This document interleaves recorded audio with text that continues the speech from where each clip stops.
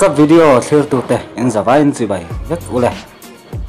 ka video te min lo like saka min lo subscribe sakzel turin kan som chewa min lo share sakzel thei chuan kalom le bokang tun video chuan kan Gmail account kan date of birth te de thil dang kan password te tatiang ang thak theng tu ta na thak theng dana kha kan soi ve thunga ama sain Gmail application a hian kan han lu tanga ami application hi kan phone a lo on sa lo ni point download tu ro ma chu Play Store atangin kan download tanga ti chuan tiang hian kan han lu nga langa atia kan han lu hian he la chung plang Google icon channel icon ti mai la helai hen kan han click zawanga ti khan manage your Google account ti hi alo om le bokanga ta hen kan chu click anga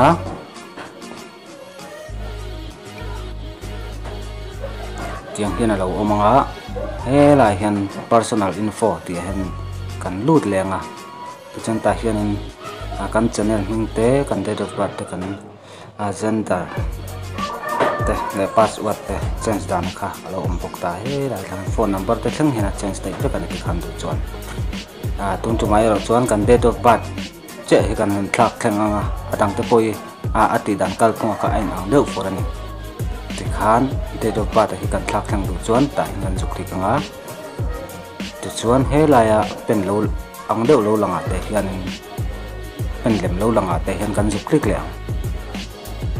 ti khan date of birth cho lo lang ta hian kan pian thla kha an lo siam ram do nei chon ti hian an juk le kanga tiang khan he la hen kan pian kum po lo nei se atiang khan he la hen kan pian ni atiang sel khan kan du lai kan change du lai kan juk le kanga ti chon update han kan kalanga ti khan an update nga le zok dom ni kha Google Gmail account kan date of birth thak thang dan chu anin maya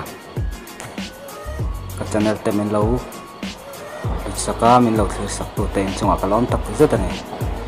zawai in chi bai vek ule lo me